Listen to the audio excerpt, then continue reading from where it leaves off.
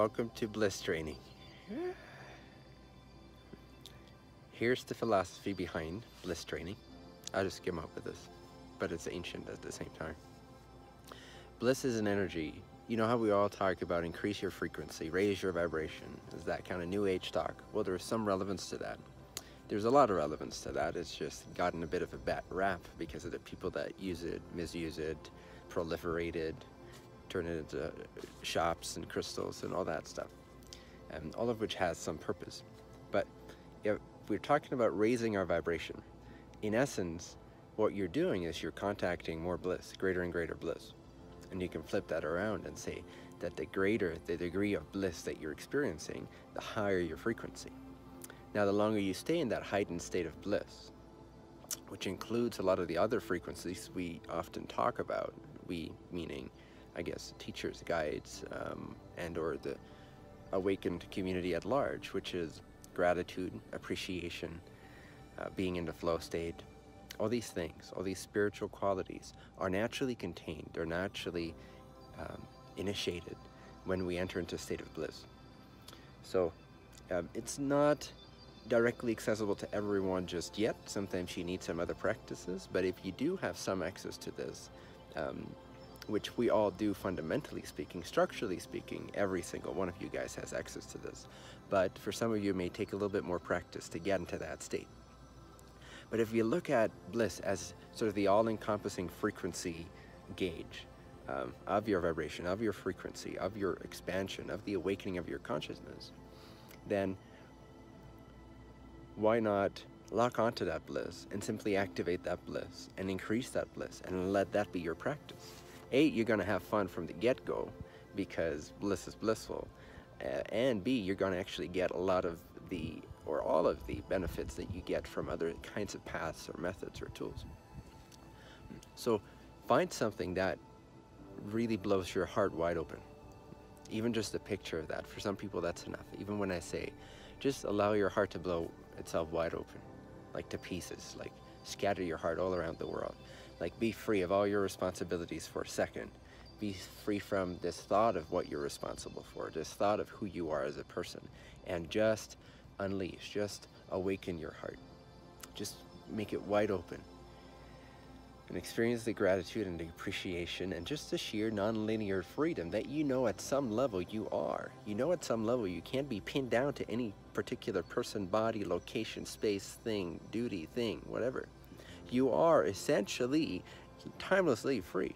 At a fundamental level, you are fundamentally always already free, and you know this because this is the truth. It's simply the nature of what you are. It's non-negotiable. You cannot negotiate on your freedom because it's the very nature of what you are. Now, you can fill that freedom up with all kinds of mental constructs that make it feel like you're not free, but that's still made out of the essential state of freedom. So freedom can create the illusion of non-freedom.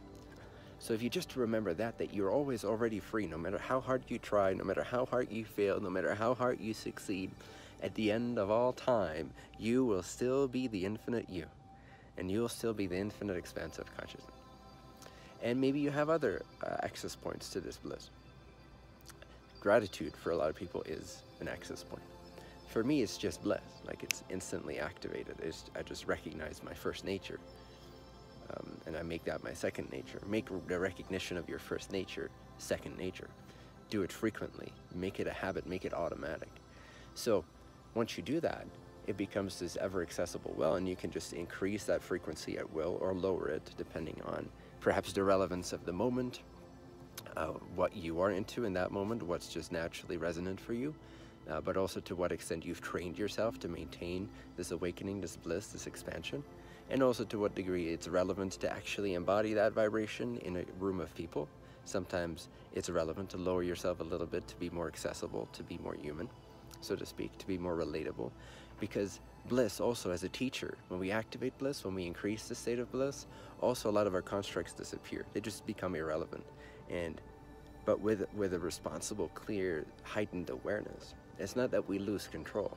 It's that all manners of control disappear, but you are still there. There's a mastery beyond controlling your environment. There's a mastery beyond controlling your habits. There's a mastery beyond controlling your behavior. So that mastery is like this state that just covers and permeates and penetrates the state of bliss, the state of clarity, the state of empty, beautiful, pristine awareness that just permeates and pervades all other states, all other temporary influxions of your emotional, mental, body experience. So go to the bliss and activate it and increase it. And for the next few weeks or so, let that just be your teaching. And if you watch the Power Walks video that I made, Trinfinity Presents Power Walks, you can do this on your Power Walks to just amp up that vibration, just give in more to that bliss, and that bliss becomes your teacher. That bliss becomes your very own teacher, and it will show you everything, and it will make disappear everything that's not relevant, and it will show you exactly what needs to be seen, if anything. And just keep increasing that bliss, until you're not comfortable with it for some reason, or you just forget for a period of time. But keep repeating this, activating the bliss state. Deepen your surrender into the bliss. It comes with harmony, with union, with awakening, transcendence, freedom, empowerment, energy, vitality, healing. The body will heal because of bliss. Bliss is the greatest healer. Bliss comes with love. Because when you're blissful, you don't care. You just want to radiate. Bliss radiates. It doesn't take. It constantly generates, consumes, radiates. It constantly generates, creates, radiates. It never consumes or takes. Bliss just radiates because you already are it, and it's infinite. Once you fall into the rabbit hole of bliss, there is no real return, and you realize the infinite nature of that well. And then you just give. It's not even that you want to give, although you do, but it just gives by itself.